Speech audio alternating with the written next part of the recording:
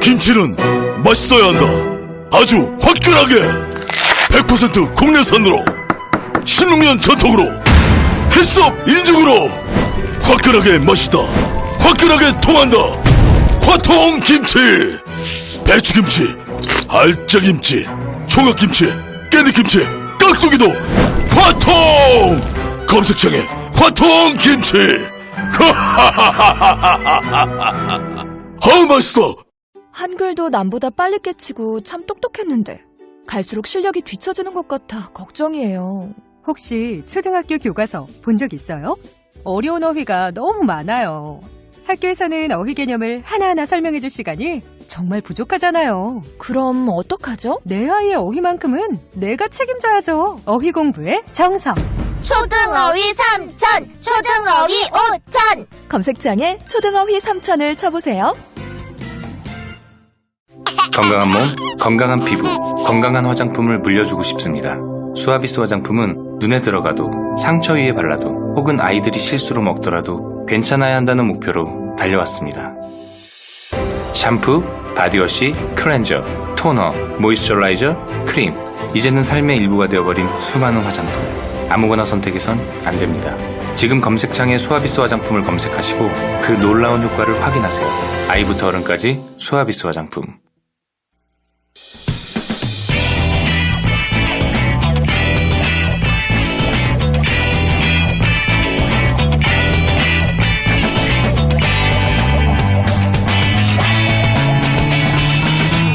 김어준의 뉴스공장.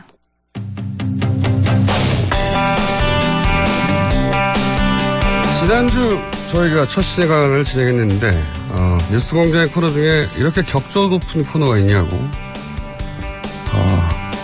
그런 평가를 받았습니다. 최근 가장 격조 높은 전문적인 코너라고 평가를 받았던 유권자 표심을 저희가 짚어보는 시간입니다.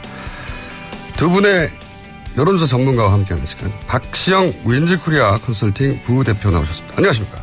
예, 안녕하십니까. 박시영입니다. 이상일 아젠다 센터의 대표 나오셨습니다. 안녕하십니까? 네, 안녕하세요. 네. 그 뉴스 공장에 두 분이 처음 나오셨는데 방송 직후에 혹시 주변에서 어떤 잘했다 못했다 평가를 못 받으셨어요? 저는 개인적으로 얼굴이 안 나오는 라디오가 훨씬 낫다라는 평가를 받았어요. 내용에 대해서는 뭐 예리했다든가 아니면 잘했다든가 혹은 뭐 진행자가 어떻다느냐 아니면 네, 뭐. 저는 그래서 굉장히 반응들이 좀 여러 명 굉장히 많았습니다. 세 분이 반응을 주셨는데 저는 이제 김어준 씨가 생각하는 대선 전망 이런 걸 저한테 좀 물어볼 줄 알았더니 단골 고깃집을 꼭 알아봐달라는 그런 부탁이 있었습니다. 그렇군요. 저 뉴스공장과 어울리지 않을 정도로 격조가 높았다고 항의가 있었어요. 저기 박시영 부대표님은 뭐 반응 없었나요 주변에서?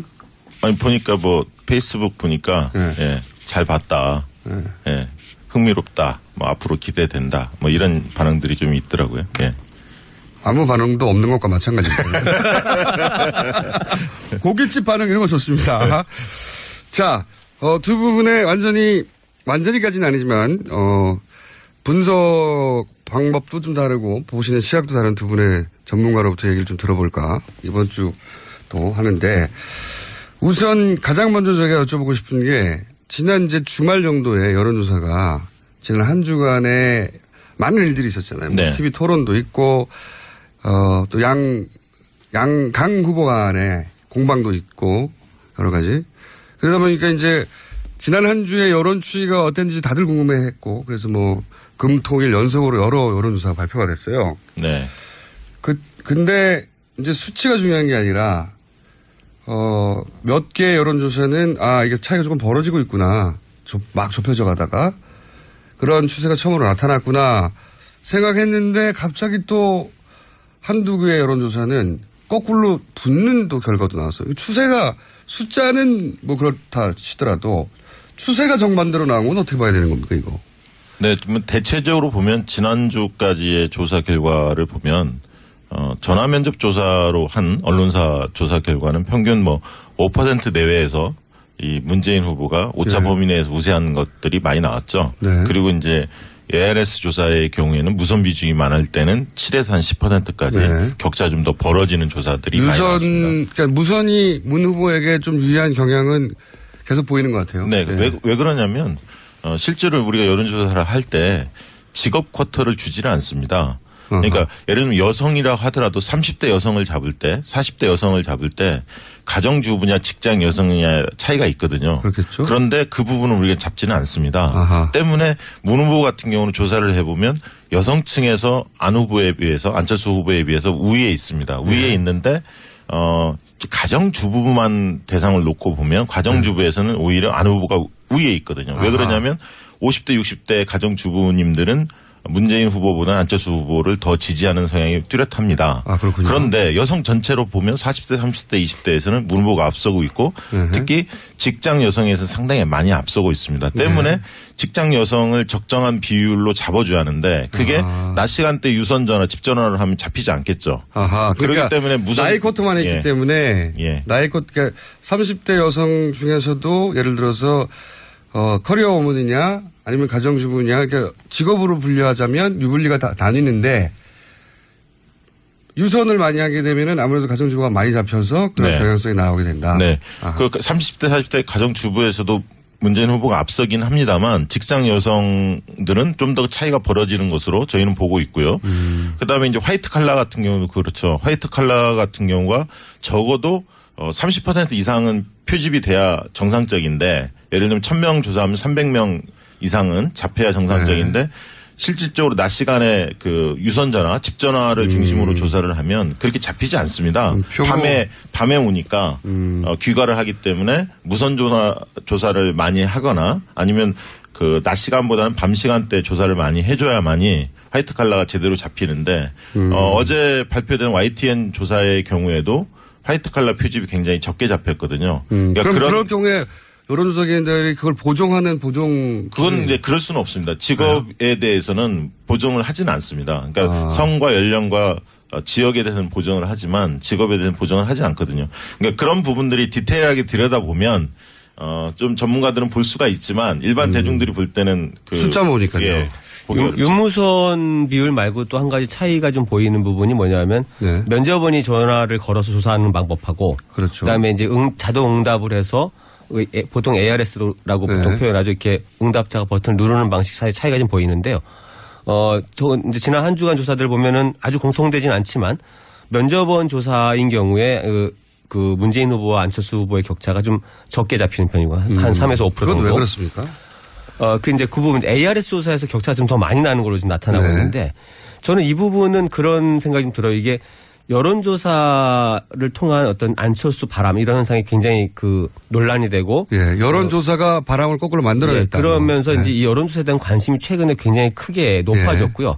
그러면서 이게 ARS 조사의 경우에는 아무래도 본인들이 좀 이렇게 관심이 있는 분들이 많이 응답을 하거든요. 그러다 보니까 무응답 자체 굉장히 적고. 자기 후보를 확실히 찍어주려고 하는. 그리고 강한 지지층이 많은 후보한테 조금 더 유리한 결과가 나올 수 있습니다. 그래서 이 문재인 후보 쪽이 좀 더 높게 잡히는 현상도 좀 있는 게 아닌가. 그러니까 오히려 거꾸로 과잉으로 잡혔다고 해석할 수도 있는 거네요. 그런 큰 부분은 아니지만 격차가 조금 더 벌어지는 그리고 이제 문재인 후보 지지율이 과거에 비해서 훨씬 높게 나타나는 결과들이 몇 가지 있습니다. 40% 중반대까지 올라간 조사. 이런 조사들을 보면 그런 현상도 일부는 개입된 게 아닌가. 그런 생각 좀 듭니다.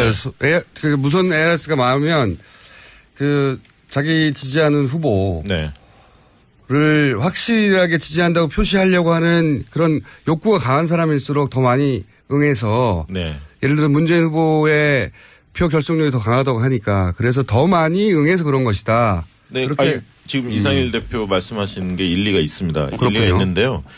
전화 면접 조사의 경우에도 적극 투표층하고 단순 지지도 전체를 대상으로 한 지지도 간의 갭이 한 3%포인트 차이가 나거든요. 전화 면접이 왜 문재인 후보는 낮은 거죠, 그러면? 거꾸로? 그러니까 아까 얘기했듯이. 부끄럽나요? 문재인 후보 지지를 전화를 표명하는? 소극적인 지지자들이 누가 있느냐 본다면 ARS 투표의 경우에는 홍준표 지지자들이 잘 응답을 열심히 합니다. 왜냐하면 면접원이 물어보면 홍준표라고 이야기하기가 좀 이렇게 샤이홍준표 숨는 경향이 좀 있는데 기계음으로 하기 때문에 그렇게 누르는 경향이 있고요. 아까 말씀하셨듯이 정치 고관여층들이 응답을 많이 하기 때문에 지금 전화면접 조사에서도 아까 말씀드렸듯이 적극투표층만을 놓고 보면 문재인과 안철수의 갭이 더 벌어집니다. 3% 이상이. 적극투표층에서는 네, 그걸 보더라도 ARS 투표는 좀 더 적극적인 사람들이 응답하기 때문에 더 벌어질 수밖에 없는 그런 어떤 전화 면접에서 그게 격차가 줄어드는 거는 아직도 잘 이해가 안 됐어요. 줄어들었다기보다는 ARS 조사가 훨씬 그 격차를 크게 벌리는 효과를 나타내는 거죠. 그게 벌어진 거다. 그리고 이제 어느 후보를 지지하냐는 응답에서 그 소위 말하는 무응답층, 부동층 굉장히 적게 잡히거든요. 한 자릿수 이내 잡힌 조사도 많고 ARS 조사의 경우에는. 근데 이제 이 면접원이 진행하는 조사에서는 보통 10% 중반대나 20%까지 아직도 부동층이 잡히는데 그런 차이들이 아마 ARS 조사에서 좀 더 각 후보 지지자들이 적극적으로 참여하면서 지지율 자체가 좀 약간 과포장되거나 내지는 부동층을 굉장히 줄이는 효과가 있어서 좀 격차가 벌어져 있는 게 아닌가 싶어요. 실제 아마 표심은 전화면접 조사하고 ARS 조사 거의 중간 정도 있지 않나 저는 그렇게 보고 있습니다. 그럼 5대5로 해야 되나요? 어떻게 해야 되나요? 아니 그게 아니라 해석을 하실 때 저는 뭐 예를 들면 지금 당장 오늘 투표라면 약 한 7%포인트 정도는 문재인 후보가 앞서 있는 거 아닌가. 평균으로 볼 때. 평균으로 볼 때. 그런 느낌이 듭니다. 그래서 이게 사실은 이제 방법론에 대한 차이를 가지고 굉장히 계속 관심이 있지만 여론조사가 사실 굉장히 많이 발표가 되거든요. 그래서 그렇죠. 이런 경우에 이제 후보 등록이 지난 주말에 있었는데 대선 후보 그 전 일주일 전에 그 안철수 후보가 급등하면서 과연 이제 골든 크로스가 일어날 것이냐. 그렇죠. 이게 지난주에 관심사였죠. 최대 관심사였죠. 그 골든 크로스가 일어났다라는 것을 우리가 확증할 정도라고 할 때는 뭐냐면 후보 등록 시점 내지는 그 직후에 발표된 대부분의 여론조사에서 안철수 후보가 어떤 구도든 승리하는 걸로 나타날 때 이럴 때 우리가 이게 일어났다 이렇게 좀 판정을 하는데요. 이 청취자분들이 여론조사의 하나하나의 방법론 가지고 이건 정확한 거고 저거는 부정확한 거고 판정하시기 어렵지 않습니까? 어렵죠. 그럴 때는 그래도 주기적으로 조사를 발표하는 곳들의 조사를 보시되 한 가지 또 다른 방법이 뭐냐면 평균을 좀 보시는 필요가 있는데요. 발표 시점이 아니라 조사 시점. 그러니까 한 며칠 정도 3, 4일 뭐 일주일을 한 2개 구간으로 나눠서 이 시점에 조사한 조사들을 다 놓고 봤을 때 각 후보의 평균치를 내보시면 그리고 이제 그렇게 하면서 한 가지 팁이 뭐냐면 왜 올림픽이나 이런 거 보면 이렇게 체조 같은 거 심사할 때 그 맨 위 점수랑 맨 아래 점수 빼고 평균 내잖아요. 그러니까 이게 여론조사도 좀 극단치나 이상치가 나올 수 있거든요. 그래서 좀 이상하다 싶은 거 아래 걸 좀 빼고 평균을 내보시면 그렇게 트렌드를 보시는 것도 하나의 팁인데 그러면 이게 굉장히 좀 비슷하게 나오는. 미국에서 뭐 그런 식으로 그 대선 예측한 적이 있었는데. 그럼 대표님이 보시기에는 지금 박 대표님이 보시기에는 지난 한 주의 평균은 7% 정도 문재인 후보가 우위에 있는 게 아니냐 총평하자면 하신다면 이 대표님이 보시기에는 지난 한 주의 총평을 해보자면 어떻습니까? 저도 그 후보 등록 전 일주일 시점의 조사에서 그 다자 양자에서 거의 이제 박빙이나 아니면 안철수 후보가 양자에서 상당히 이기는 흐름이 나타났었는데 지난 일주일 정도의 전체적으로 봤을 때는 문재인 후보가 대략 한 5% 정도 우위에 있는 흐름으로 좀 정리가 다시 된 게 아닌가. 조금 더 보수적으로 보시는군요. 예, 그 정도. 차이 없습니다. 별 차이 없는 것 같은데 일반 지지자들은 민감해요. 1%에. 그러면 제가 궁금한 그 아까 질문은 뭐였냐면 가장 궁금한 건 벌어졌다고 두 분 다 보시는 건데 근데 왜 좁혀졌다는 결과도 나오죠? 아까 얘기했듯이 이제 그 YTN 조사의 경우에는 중앙일보 조사도 그랬습니다. 중앙일보 조사는 또 자체 조사를 했거든요. 질문지를 보시면 중앙일보가 조사한다는 거를 고지를 해요. 맨 앞에? 예. 그러다 보니까 물론 이제 보수 중도 진보층이 얼마나 잡혔는가 보면 편향이 크게 일어나지는 않았습니다만 상대적으로 그런 어떤 특징도 좀 있지 않았나. 보수 후보들이 좀 더 반응하기 쉬운 아무래도 중앙일보에서 조사한다는 걸 알리기 때문에. 그렇게 하면 그런 경향성이 나타납니까? 약간은 있다고 봐야죠. 약간은. 어떻게 보세요? 저도 그게 조사 주체에 대해서까지도 좀 민감하게 반응하는 게 최근의 트렌드인 것 같아요. 그래서 그렇구나. 이 정당명이나 후보명을 넣었을 때 우리가 그게 분명히 주는 효과가 있거든요. 이게 어느 정당이 조사하는구나라고 하면 그 정당 지지층이 좀 더 편하게 응답할 수 있는. 예를 들어서 민주당의 여론조사는 민주당 지지층들이 좀 더 적극적으로. 근데 이게 언론에 대해서까지도 어느 정도는 물론 다수는 아닙니다만 일부 좀 민감한 분들은 그 언론에 대해서도 좀 어느 뭐 정치적으로 뭐 보수다. 아니면 진보다 이렇게 좀 편을 좀 갈라서 보시는 분들이 있기 때문에 예를 들어서 진보 지지층들이 조중동 전화고 끊어버린다. 예를 들어서 많이 다 그렇지는 않겠지만 그렇지는 않지만 그런 효과도 조금 영향을 줄 수 있다. 그래서 그렇게 추세가 다르게 나올 수 있다. 뭐 그것도 하나의 뭐. 그리고 뭐 중앙일보 조사에서는 이제 유선 전화 투입률이 조금 다른 조사보다는 좀 높았고요. 그리고 응답률이 상당히 높아서 30%를 넘었거든요. 응답률이. 그래서 그런 부분들, 그 부분은 뭐 아직 그 조사기관 쪽에서 명확히 어떤 뭐 설명을 요구하거나 설명해 놓은 게 없기 때문에 저희가 좀 판정하기는 어렵습니다만 다른 조사들에 비해서는 상당히 응답률이 높은 조사였던 것 같습니다. 그러면은 응답률이 높았던 이유는 중앙일보기 때문에 보수 유권자층이 훨씬 적극적으로 응해서 그런 건가요? 아니면 다른 이유도 있을 수 있나요? 다른 이유도 있을 수도 있죠. 예를 들면 조사를 계속했던 그 DB들을 가지고 있거든요. 아, 기존 DB들을 가지고. 예, 그게 뭐 10만 명이 됐든 뭐 100만 단위가 됐든 갖고 있을 수도 있는데 그건 모릅니다. 실제로 RD들이 100% 잘 적용을 해서 그게 콜백 시스템 같은 걸 여러 번 해서 그 응답률을 높였는지 아니면 기존에 뭐 예를 들면 중앙일보가 굉장히 많은 DB를 가지고 있다면 조사에 응답했던 그 DB를 중심으로 조사를 했는지 그거는 뭐 저희가 알 수는 없습니다. 예. 하여튼 현상적으로는 응답률이 대단히 높은 편이다 이례적으로. 네, 그렇습니다. 그런 특징을 가지고 있다고요. 이건 어떻습니까? 여론조사 관련해 가지고 어제였던 것 같은데 갑자기 홍준표 도지사가 자체 여론조사를 했더니 이건 주장입니다. 예, 선관위에 등록된 공식 수치가 아니라 주장이라는 걸 말씀드리고 본인 주장으로는 지지율 20%를 넘었다라고 해서 이제 선거법 위반 논란이 있었는데 제가 궁금한 건 선거법은 선관위에서 따지면 되는 거고 이제 이거를 두고 사람들이 여의도 연구소라고 하는 네. 자유한국당의 자체 연구소가 있는데 거기서 나온 수치를 가지고 떠드는 게 아닐까 이런 추정들을 했거든요. 이선 사실관계는 어떤가요? 뭐 사실은 정확한 거는 모르겠고요. 그런데 이제 흘러다닌 이야기가 예, 여의도에서는 여의도 연구원 조사가 뭐 홍준표 지사가 10% 중반대까지 나왔다는 이야기들이 돌고는 있습니다. 근데 정확히 확인된 바는 없어서 그것도 이제 여의도 정가에 흐르는 여의도 연구소에서는 그런 게 나왔다는 주장이 있다. 예, 주장이 중반 지금은 이제 10% 초반 10%를 넘은 조사도 있고 그렇지 못하는 조사도 있는데 중반까지도 올라갔다는 자체 결과가 있다. 뭐 아니 그거를 이제 들었는데 그게 진실인지 아닌지는 모르겠습니다. 그렇죠. 그것도 사인트 모션일 수는 있죠. 근데 제가 궁금한 건 그러면 이 20%의 홍준표 지사가 아니죠. 홍준표 후보의 수치는 일방적인 주장인 거죠.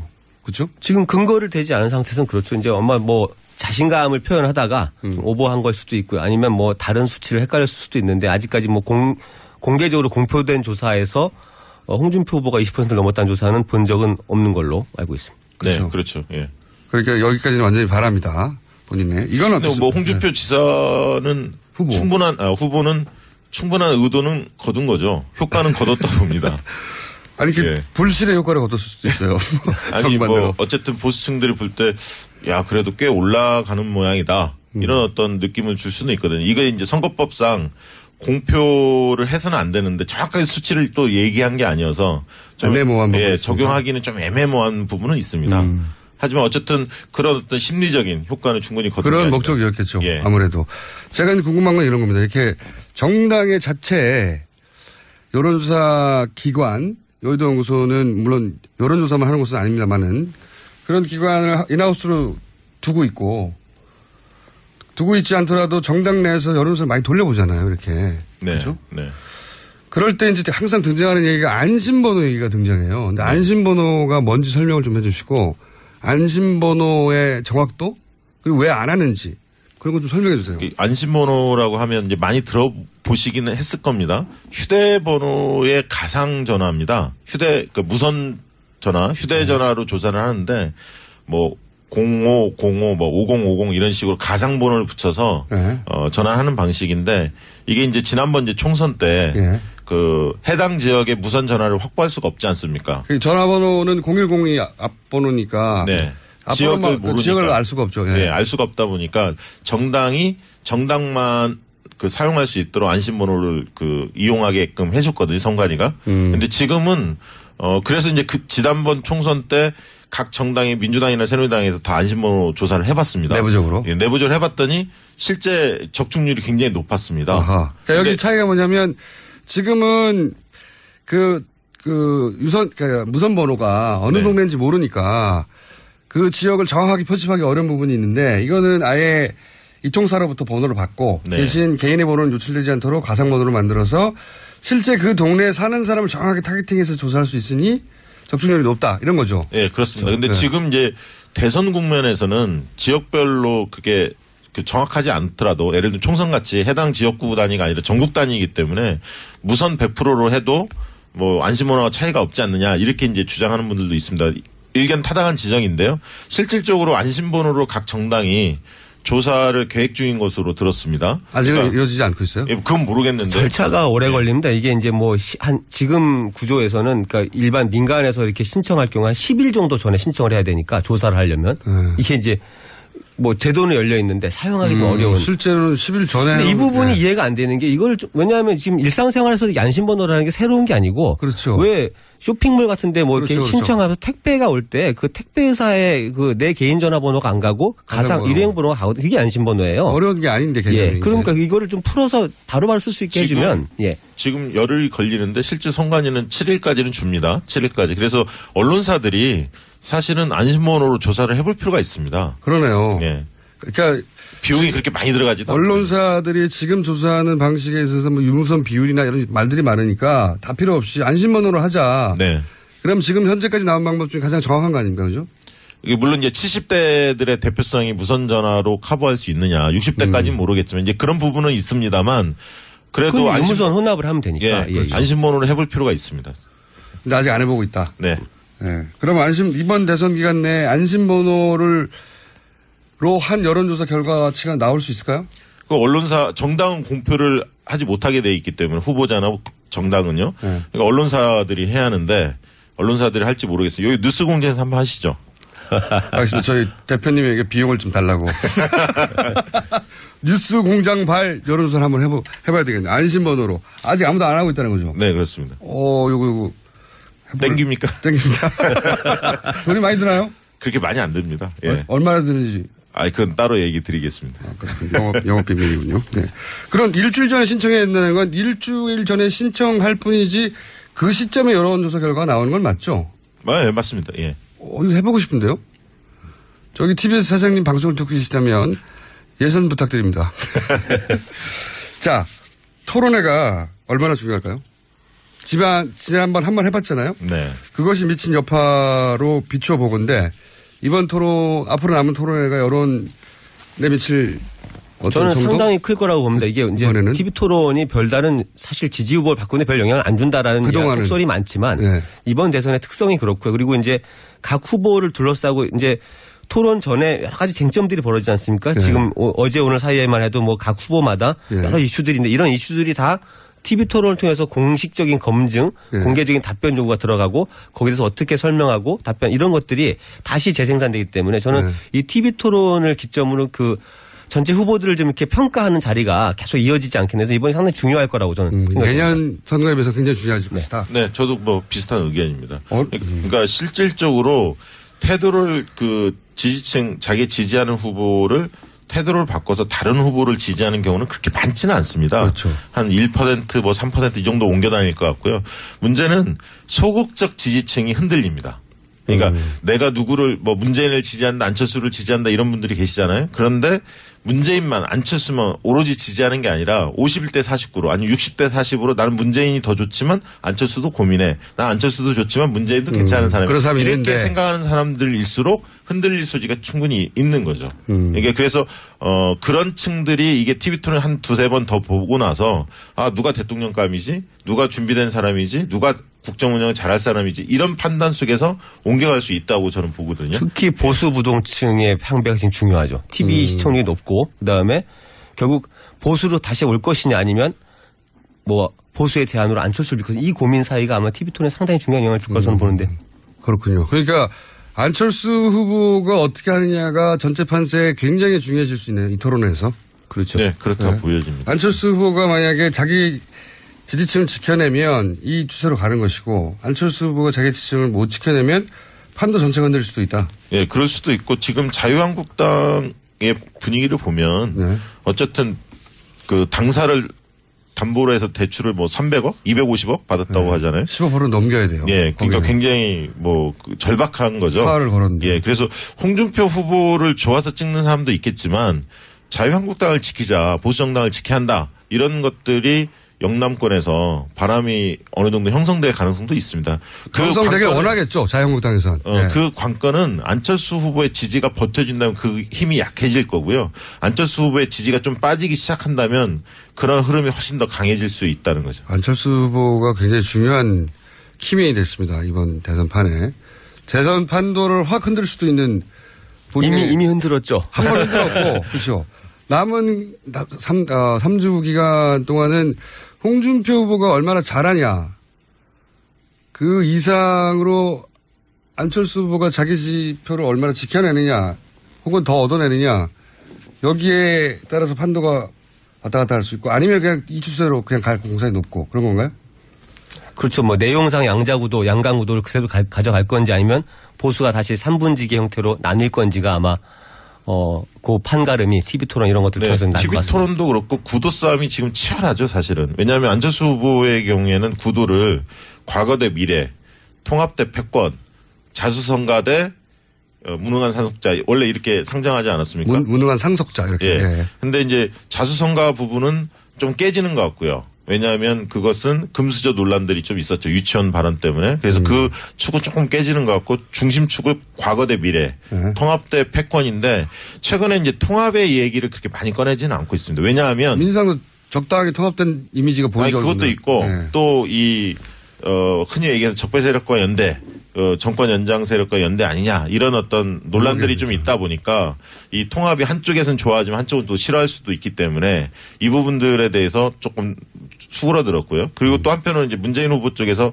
박영선 뭐 이런 의원들이 참여하면서 당내 통합이 좀 어느 정도 이루어지다 보니까 패권성이 좀 약화된 느낌이 들지 않습니까? 거기 갈 포인트가 좀 사라진 거군요. 네, 사라졌죠. 그래서 이제 과거 대 미래 이 부분들을 크게 좀 가져가는 것 같습니다. 그래서 그게 얼마나 설득력 얻느냐 이런 문제인데 문재인 후보의 경우에도 최근에 보면 내 삶을 바꾸는 정권교체라는 그 타이틀로 정책 발표를 계속 하고 있지 않습니까? 그래서 이제 과거에 어떤 적폐청산 이것만을 강조하는 게 아니라 생활 체감형 정책을 통해서 변화를 추구하는 느낌을 좀 주고 있기 때문에 과연 과거 대 미래 프레임 게임에서 안철수 후보가 굉장히 우위를 계속 거둘 수 있느냐 이 부분도 좀 관심 포인트입니다.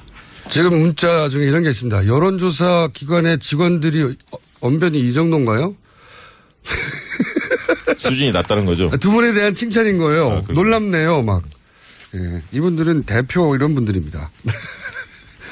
그러니까 대표했겠죠. 그러면 마지막 질문인데요. 안철수 후보 사이드에서 여기서 치고 올라갈 모멘텀은 어디서 찾아야 됩니까? 저는 결국 이런 통합이라는 것의 어떤 구체적인 실현 가능성 이런 것들을 좀 폭넓게 보여주는 것이 필요한 게 아닌가 저는 개인적으로 그런 생각이 좀 드는데요. 뭐 그동안 많은 이제 이야기가 있었지만 연대나 통합이라는 것이 말만 무성하지 실질적으로 과연 되겠느냐 뭐 각자 다 자기 이익과 자기 정당의 이익만 뛰는 게 아니냐라는 그런 흐름 속에서 안철수 후보가 사실은 이제 강자가 됐잖아요. 예. 이제 강자가 된 상태에서 적어도 이제 연대 가능한 모든 세력들을 실제적으로 포용하는 모습을 보인다라고 하면 그런 의지의 어떤 진정성 이런 것들이 한 번 더 부각될 수 있고. 그런데 지금은 뭐 일단 독자 노선 속에서 그냥 모든 세력이 이렇게 옳다고 와라. 끌려 들어오길 바라고 있는데 그런 형태 갖고는 좀 아마 바람을 일으키는 게 어려울 것 같은데요. 알겠습니다. 그럼 두 분이 근데 저희가 오늘 조사 개요를 발표를 하려고 해도 숫자를 말한 게 없어요. 그래서 조사 개요를 드릴 게 없고 두 분이 그러면 이번 주는 7% 5% 말씀하셨는데 다음 주 이 시간에 나왔을 때 그 수치가 어떻게 변했을지 예언하시고 끝내죠. 실력이 드러나겠지 그때. 그때도 조사 기관마다 다 다를 걸요. 아니 그 평균치를 말씀하세요. 평균치를. 자. 먼저 하시죠. 네, 저는 다음 주까지는 한 번 더 관망세 갈 것 같습니다. 5% 그대 정도 5% 유지. 격차할 것 추세 같습니다. 유지. 네, 저도 뭐 다음 주까지는 오늘 이제 7% 얘기를 했는데 뭐 8% 정도? 아 조금 더. 조금 더 벌어진 정도. 하나만한 얘기드렸습니다. 오늘 여기까지 하겠습니다. 지금까지 박시영 윈즈코리아 컨설팅의 부대표님 그리고 이상일 아젠다센터의 대표님이었습니다. 감사합니다.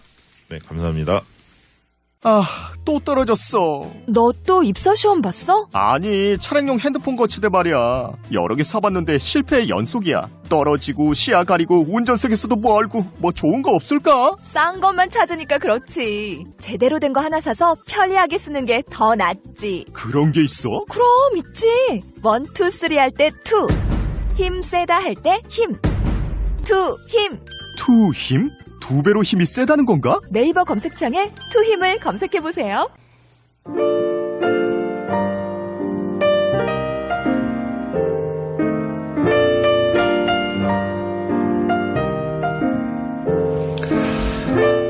자, 오랜만에 그동안 너무 급하게 달려오지 않았나 싶어서 저희가 오랜만에 한숨 돌리고 가자고 이분을 모셨습니다.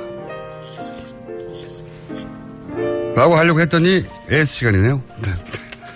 지금 방금 소개하려고 했던 분은 원종우 씨입니다. 네. 미리 들어와 앉아 있어가지고 제가 코너를 헷갈렸네요. 불친절한 AS 시간입니다. 또 문자가 많이 왔네요. 청와대에서 TBS에는 연락이 안 왔나요? 김어준 자르라고. 이게 아마 손석희 사장을 청와대에서 자르라고 했다는 보도를 보고 문자를 보내신 것 같습니다. 김어준 1패네요. 네. 그리고 이제 이 여론조사 코너 방금 진행했던 코너에 대해서 반응이 높아요. 뭐죠 이거? 이렇게 퀄리티 있고 격조 높은? 예전에 시선 집중인 줄 알았네. 저 이렇게 할 줄 알아요. 네. 자, 바른정당 전기 스쿠터 너무 조용해서 왔는지도 모르는 채 가버리는 거 아닙니까? 선거운동이 그런 거 아니냐는 거죠 지금. 자, 유승민 후보 아마 이혜원 후보 의원의 이야기 때문에 이런 문자가 많이 온 것 같은데 유승민 후보에 대해서 짠해하시는 분들이 문자를 많이 보내셨습니다. 자, 그리고 눈으로 보는 라디오를 봤는데 공장장이 러닝 하나 입고 방송하는데 정말 짠했습니다. 네, 돈 좀 보내주세요. 네, 여기까지 하겠습니다.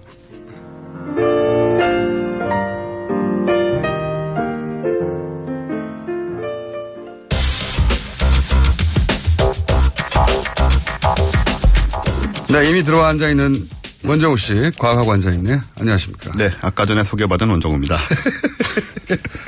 저희가 너무 숨가쁘게, 네. 네. 뭐 양자구도라고 해서 양당의 그 공방 중계하고, 그리고 또 이게, 선거 공식 기간으로, 운동기간으로 들어가다 보니까, 원래 저희가 기계적 균형하고 굉장히 먼 방송인데, 네. 선거법 때문에 또, 대단히 기계적 균형을 맞춰줘야 해야 돼요. 네. 이쪽 한번 하면 저쪽 꼭 한 번 해야 되고. 그래서 이제 예전처럼 놀 시간이 없어요. 인터뷰를 해도 워낙 예민한 시기이기 때문에 제가 이제 인터뷰를 하면 장난스럽게도 많이 하는데 그러기 네. 쉽지 않고. 그래서 그러면 코너로 우리의 이 긴장된 상태를 좀 풀어보자 해서 과학하고 앉아있네. 네. 오셨는데 오늘은 뭘로 해볼까요? 그렇게 말씀드리니까 마치 잘렸다가 특별히 나온 것 같아요, 지금요. 긴장을 풀기 위해서. 그런 거는 이게 이제 통보받지 못했는데 사실상 잘린 거거든요. 아, 그런 거군요. 본인은 통보받지 못한 채 단기간 사실상 잘린. 아, 단기간. 그렇죠. 임시로 잘렸군요. 대선 기간 중에는 이분한테 연락하지 마라. 뭐 이런. 예, 뭐 알겠습니다. 특별히 할 게 없을 때 불러라. 뭐 이런 거죠. 아, 네. PD님, 저 한번 째려보고요. 예. 자, 주제가 뭡니까? 네. 이제 각 당 대선 후보들 확정되고 네. 우리가 올바른 선택을 위해서 기준들이 많이 등장하지 각 않습니까? 당 후보의 과학 정책 검증? 아닙니다. 그런 거 아닙니까? 예, 그런 건 이제 딴 분들이 또 하고 계시고요. 네. 그래서 저희 코너에서는 이 우리 국민들이 특히 궁금해하시는 부분, 이제 각 후보의 혈액형과 관상에 따른 성격, 운, 그리고 이 후보들이 과연 대통령감인지 대권의 천운을 타고난 인물인지 그런 것들을 한번 알아보는. 혈액형과 관상. 네.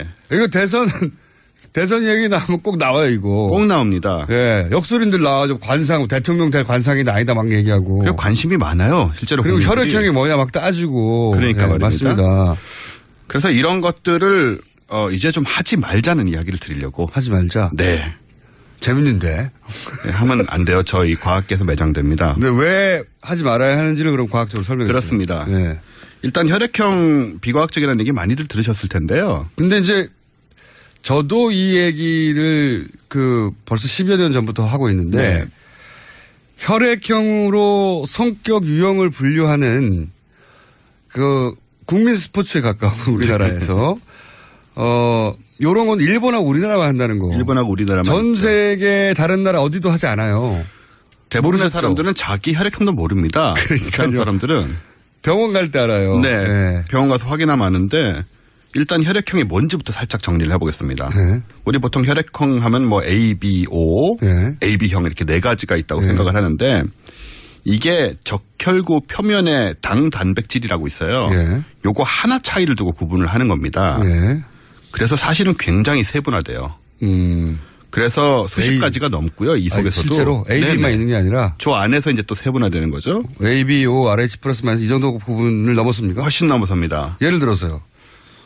RH형으로 구분하는 경우도 있고, 그러니까 일단 기본적으로 구분하는 종류가 수십 가지가 넘고요. 그 중에서 ABO, AB 이거는 이제 그 특정한 적혈구의 단백질만 가지고 구분한 하나의 구분 방식이다. 구분 방식이 그러할 뿐 네. 기준에 따라서 구분할 카테고리는 굉장히 많다. 그렇죠. 수십 가지가 될 수도 있다. 네. 이 속에서도 또 뭐 자잘하게 나눠서 그러니까 이게 우선 여기서부터 비과학적이네요.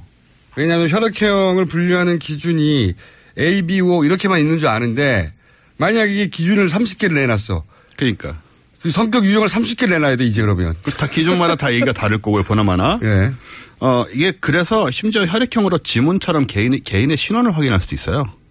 각자의 그러니까는 70억이 다 같은 각자의 A형이어도 혈액형을 갖고 있다. 라고 봐도 과언이 아닙니다. 70억개가 있다. 예, 그렇게 말해도 과언이 아닐 정도로 다 달라요. 사람들이 A형 하면 다 똑같은 줄 아는데 그게 아니네요. 아닙니다. 그것도 아니고요. 그러니까 이런 식으로 규정이 조금 더 구체적으로 얘기해보세요. A형인데 예를 들어서 안에 들어가면 뭐 단백질이 네모나게 생겼다든지. 그런 건까지 제가 모르고요. 그럼 모르고. A형만 해도 A5형이라고 이제 O가 붙는 형이 또 따로 있잖아요. 그렇죠. 그런 것들이 또 다 차이가 나고요. 일단 그것만 해도 우리가 잘 모르는데. 일단 분류표가 잘못됐다. 예, 분류가 우리가 이렇게 분류하듯이 그렇게 칼로 나눠지는 게 아니라는 겁니다. 오케이. 그리고 또 문제는 뭐냐면 이제 사람의 성격은 우리가 뇌에 의해 결정된다고 봐야 되지 않겠습니까? 그게 이제 통설이죠. 과학이죠. 네. 네. 근데 뇌에는 뇌 관문이란 게 있어요. 네. 요거는 혈액이 직접 뇌에 닿지 않게. 네. 왜냐하면 혈액 안에 뭐 박테리아도 있고 이것저것 나쁜 것도 많습니다. 네. 영양소만 통과하는 필터입니다. 뇌 안으로는 혈액이 안 들어가요. 그래요? 네. 그래서 혈액형이 진짜 성격에 영향을 미치려면 뇌에 들어가야 되는데 피가 닿아야 되잖아요. 피가 안 닿는다. 안 닿고 지나가고 영양소만 빠져나가요. 이것도 과학적이네. 네. 그러니까 뇌 피가 안 닿는답니다. 뇌 피가 안 닿습니다, 여러분. 네. 그래서 뇌를 꺼내가지고 네. 그 뇌만 다 이제 껍질 다 빼내고 뇌만 싹 자르면 안에 피가 안 나요. 그렇죠. 네. 해부하는 장면들 보면 네네. 그 액이 빨갛지가 않죠. 예. 겉에만 이제 피가 도는 거죠. 그렇구나. 그렇습니다. 성격에 영향을 미치려고 피가 침투하려고 해도 필터링이 된답니다, 여러분. 네. 이런 식의 문제가 혹여라도 있고요. 혈액 속에 그런 성분이 있다 손치더라도 걸러져 버린다. 못 들어가는 거죠. 못 들어간다. 네. 블로킹 된다. 과학적이에요. 좋았어요. 그래서 그리고 또 한편으로는 그럼에도 불구하고 우리가 이 통념이 있으니까 이번에 이제 각 당 대선 후보들하고 제가 혈액형을 한번 맞춰봤어요. 우리 통설에 따라. 네. 그 전에 잠깐 왜 일본하고 우리나라만 있느냐 이 기원이 있어요. 이게 제가 알기로는 일본의 한 우생학자가 20세기 초반에 이런 이론을 내놨어요. 근데 묻혔다가 요약해서 말씀드리면 60년대 정도에 우리나라 썬데이 서울 같은 일본의 주간 겐타이, 주간 현대 잡지가 있어요. 그 잡지에서 이걸 재미로 요거를 끌어다 붙여가지고 시작을 했어요. 그 전에 책이 한 번 있었고 뭐 요약하면. 그러니까 일본판 썬데이 서울이 시작한 겁니다 이게. 근데 이게 인기가 있으니까 그거를 우리나라 썬데이 서울이 들여와가지고 우리나라에서도 이걸 성격 유형별 그 스토리를 막 뿌리기 시작했죠. 네. 재밌잖아요. 지금까지 살아남아 있는 겁니다. 썬데이 서울에서 시작했다는 거. 말씀하신 일본 분이 노미 마사히코라는 분인데 네. 이분이 별걸 다 과학자가 알아요. 아니고 예. 작가예요. 작가이기도 하고. 방송 작가. 예. 방송 작가분이 이제 연구를 한다고 대충 해가지고 내놓은 것이 정설이 되고 지금은 이제 아드님이 또 이어받아서 계속 이걸로 이제 연명하고 계신데요. 아니, 저 기원을 거슬러 올라가면 일본 우생학자가 있는데 그거를 60년대에 살려낸 사람이 말씀하신 노미 마사히코. 예, 작가. 네. 방송 작가인데 여기에 피 속에 우리 성격에 근원이 있지 않을까? 하고 상상력을 발휘해서 만들었는데 그럴듯했던 거예요. 재밌고. 그렇죠. 그래서 잡지사가 그거를 표로 만들어 시키기 시작했고 그게 이제 당시 우리 잡지가 일본 잡지를 많이 베꼈기 때문에 재밌는 코너니까 베껴가지고 네. 뿌렸더니 인기가 좋아. 계속 퍼져나가서 하나의 정설처럼. 아까 말씀하신 그 일본 우생학자 경우도 네. 이것을 혈액형 통계로 일본인 중에 A형이 많다는 이유를 들어서 한국인과 비교를 했습니다. 네. 그래서 한국인이 A형이 적기 때문에 서양인들이 A형이 많거든요. 네. 일본 사람들이 서양을 많이 따라가려고 했으니까 그래서 한국인의 열등함을 주장하기 위해서 쓰인 게 혈액형 성격론이에요. 우리가 이걸 쓰면 안 되는 거예요, 적어도. 그런데 우리랑 일본만 쓰고 있습니다, 지금. 네. 어떻게 이거는 가십으로 시작한 게 마치 과학처럼 그렇습니다. 받아들여지고 있다. 그런데 대선 후보하고 연결해 보자면 네, A형에는 홍준표, 유승민 후보가 있습니다. A형에. 예. 이 A형의 특징은 꼼꼼하고 성실하다. 근데 이 두 사람 중에 꼼꼼하고 성실하잖아요. 근데 나머지 한 사람의 경우에는 우리가 적어도 이미지는 꼼꼼합니다. 성실한가요? 그것까지는 잘 모르겠어요. 좀 아시잖아요, 개인적으로. 그렇죠. 네. 적어도 이미지가 안 맞는다. 그리고 이 A형, 꼼꼼하고 성실한 A형에는 도널드 트럼프가 포함이 됩니다. 우리가 통상 도널드 트럼프 같은 그 캐릭터는 O형, 막 거침없고 이런 그렇죠. 것 같은데. 그럴 것 같은데 아니고요. 네. 그다음에 문재인, 심상정 후보가 B형인데요. 네. B형의 설명은 개성은 있지만 다혈질이고 바람둥이다. 바람둥이, 심상정 후보 바람둥이. 문재인 후보도. 문재인 후보 바람둥이. 너무 멀잖아요. 다혈질도 보여준 적이 없고. 네. 바람을 핀다는 얘기도 들어본 적이 없고. 물론 숨어서 필 수 있지만 꺼내는 거. 네. 바람이라는 게 그런 거죠. 심상정 후보가 폐락형 때문에 숨어서 필 수도 있다. 네. 그다음에 안철수 후보가 AB형인데 A형. 사실 L병이 욕을 많이 먹잖아요. 우리나라에서는 왜 그런지 모르겠지만 하여튼. 네. 이게 뭐 오락가락 한다오니 뭐 4차원 성격이다. 네. 예수라는 분들이 AB형이 많다느니 뭐 이런 식으로. 예, 창의적이라는 얘기도 하고요. 그런데 누가 옛날에 AB형이었냐면 노태우 전 대통령이 AB형입니다. 그래서 예술학원 뭔 분인 것 같은데. 무슨 창의성을 정치든 어느 분야에서든 보여준 적이 있는지 저는 상당히 의문스럽고요. 일단 혈액형은 전혀 증명된 바가 없을 뿐만 아니고 이 반대 증거가 있어요. 반대 증거요? 네. 우리 백혈병 같은 걸로 골수 이식을 하는 경우가 있죠. 네. 골수 이식을 하면 혈액형이 아예 바뀌는 수가 있습니다. 사람 혈액형이 바뀔 수도 있어요? 혈액형이 안 맞아도 골수 이식은 되거든요. 예, 면역을 거의 뺀 상태에서. 그렇다면 그럴 경우에는 성격도 바뀌었는가? 전혀 안 변하죠. 이런 게 이제 아주 과학적인, 골수 반대 이식을 자리에. 했는데 다른 사람이 되느냐? 전혀 안 됩니다. 골수만 살아날 뿐이다. 아무 상관없습니다. 네. 그런 반증도 있다. 이런 문제들이 있고요. 그 다음에 시간이 조금 남으니까 관상 얘기를 해보자면. 관상을 본격적으로 시작하기에는 1분밖에 안 남아가지고. 그렇죠. 오늘 네. 맛배기만 하고. 네. 관상 부분은 다음 시간에 해볼까요? 네. 자, 관상의 그 맛배기로 어떻게 과학적으로 접근해 볼 수 있습니까? 일단 제 얘기 하나만 드릴게요. 네, 본인 관상이요. 네. 제가 이게 코가 복코라고 해서 복코. 한 17년 전쯤에 제가 재미삼아서 점쟁이한테 간 적이 있어요. 역술인에게. 여러분들이 그 코는 복코라고 다들 칭찬했다. 네. 그리고 그런데 이 지난 코 17년간 삶이 어땠습니까? 이 코라고 한다면 이제 그 얘기를 드리려고 하는데요. 이 코면은 30대 중후반이면 부자 준재벌에 달하는 부자가 된다고 제가 30대 초반에 딴지 다닐 때요. 그때 듣고는 내심 기대를 했죠. 내심 기대를 했는데 제가 만약 그렇게 됐다면 지금 아침에 라디오 나와가지고 15분 하느라고 이렇게. 제가 이분의 17년 삶을 아는데 굉장히 어려웠어요. 30대를 압니다. 어려웠습니다. 네, 앞으로도 준재벌이 될 가능성은 전혀 없습니다. 네, 자기 앞가림이 굉장히 힘들었습니다, 이분. 지금이 가장 잘 나가는 거예요. 50이 다 돼가는데. 자, 역수진 여러분이 이제 복코라고 했는데 항의를 하셨고 다음 주에 조금 더 다뤄보겠습니다. 네. 지금까지 원종우 씨였습니다. 감사합니다. 감사합니다. 저는 김어준이었습니다. 내일 다시 뵙겠습니다. 안녕.